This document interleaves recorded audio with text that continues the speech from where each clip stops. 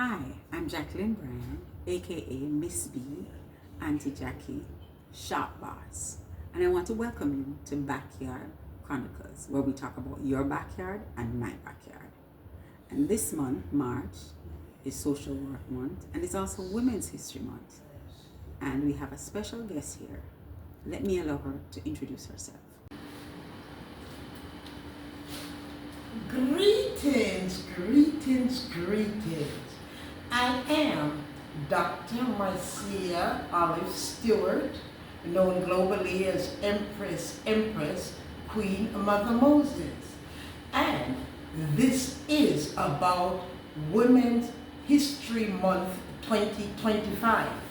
And the theme that we are using is a combination of the month theme and also the International Women's Day, March 8th theme. That theme is Accelerate Action, Women Educating and Inspiring Generations. That's the 2025 theme. And there are several women throughout the world, and especially here in Jamaica, that have positively impacted the world. One such woman is Portia Simpson Miller. Here we are at the Haile Selassie High School, and this was the constituent of Portia Simpson Miller, the only female prime minister that Jamaica has had. Miller's idea that there should be a permanent memorial to the Ma'afa of the Atlantic slave trade. And she brought the idea to CARICOM. CARICOM did bring the idea to the United Nations. And what happened was there was a call for a proposal of design. The winner was a Haitian American, Leon, and he named his presentation, his design, Return of the Ark. This is very important because, as you know, the Ark has always been sent for the saving of the people. And so it is that, let me give you a little background, that in December 2007, the United Nations General Assembly designated March 25th the International Day of Remembrance of the victims of slavery and the transatlantic slave trade, and welcome the Caribbean community known as CARICOM and the African Union AU proposal to erect a permanent memorial at the United Nations headquarters in New York City. This memorial would be easily accessible to delegates and United Nations staff, and also visitors such as yourself can get an opportunity to see this permanent memorial. This memorial acknowledges one of the most horrific tragedies of modern history.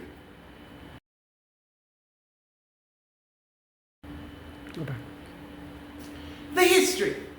The tragedy refers back to a period of roughly 400 years between the 15th and 19th centuries, when more than 15 million African men, women, and children were enslaved and brought in slave ships under extremely harsh conditions to the colonies in North, South, Central America, and the Caribbean, including Jamaica.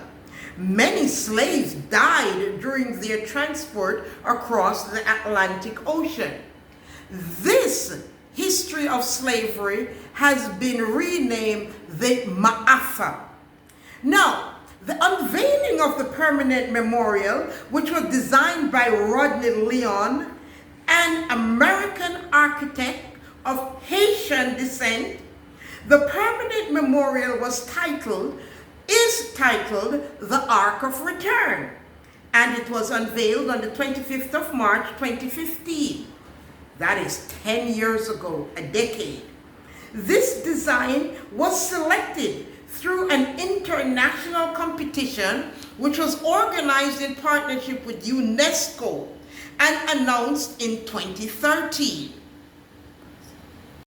The memorial will stand as a constant reminder of the courage of slaves, or those who were enslaved, we should say, abolitionists, and unsung heroes and sheroes who helped end the oppression of slavery.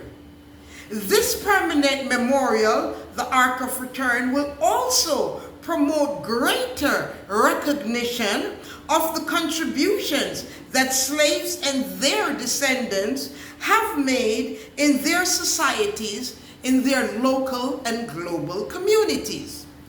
So let's talk about the features of this permanent memorial. The triangular patterns are reminiscent of the triangular route of the slave trade which existed between the continents. The exterior form reflects the image of a vessel or a ship in acknowledgement of the millions of African people who were transported in slave ships to different parts of the world. The white color recalls African pure spirituality. In times of death, sorrow, and reflection, white attire is considered to be the most appropriate. The three elements. Now, the Ark of Return invites people to contemplate the legacy of the slave trade and to fight against racism and prejudice today. Visitors can walk through this permanent memorial to experience three primary elements. The first element acknowledges the tragedy is a three-dimensional map inscribed on the interior of the memorial. This map highlights the African continent at the center of the slave trade and illustrates the global scale, complexity, and impact of the triangular slave trade. Now, the second element, consider the legacy features of full-scale replica carved out of black Zimbabwean granite. This element illustrates the extreme conditions under which millions of Africans people were transported during the Middle Passage. The sculpture represents the spirit of the men, women, and children who lost their lives in the transatlantic slave trade of the Ma'afa. And the third element, lest we forget, is a triangle reflecting pool where visitors can honor the memory of the millions of souls that were lost. Here are the three elements: the map, the person, and the pool.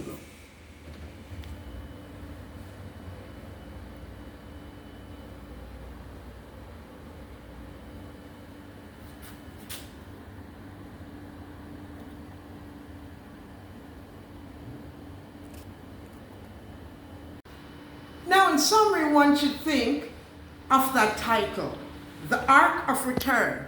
It is a deliberate contrast to the door of no return, through which enslaved Africans were deported to the Americas.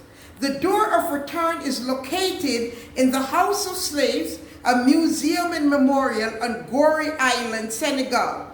There's also a door of no return that has been reopened by a Jamaican, Nana, and she had our ancestor exhumed and brought forward to Ghana. So the door of return is also open in Ghana, and a Jamaican is responsible. Minnie, Sister Minnie, who has gotten a title also. So you see, that's at least two women who have changed history globally of the African experience. So we know now in 1978 that the island of Gorée was added to UNESCO's World Heritage List and serves as a reminder of human exploitation and as a sanctuary for reconciliation. If you get the opportunity and you're in New York City, the access is free to see the Ark of Return. The visiting hours are Mondays to Friday, 9 a.m. to 4:30, and Saturday and Sunday from 10 a.m. to 4:30. There is a weekly briefing on Wednesdays at 10:30, where it's located at the United Nations Visitors Plaza, 1st Avenue and 46th Street, New York, New York, 1017. Remember, slavery.un.org is the website. And remember what Marcus Garvey says, that a people without knowledge of their history is bound to repeat those mistakes. We don't want to do that. We want to have the information and to recognize those who should recognize. And so here at the Haile Selassie High School, where we are doing this interview with our guidance counselor, who is also the president of the Social Workers Association in Jamaica, we give thanks because I also am a master's certified social worker, psychotherapist, and March is also Social Work Month, in addition to being Women's History Month. I give thanks for the opportunity to share this information. I am the CEO, Chief Education Officer, Empress of Zion International, which is one of the communities of Global Empire Ark, the Almighty Rastafari Kingdom of Africa Royal Kingdoms.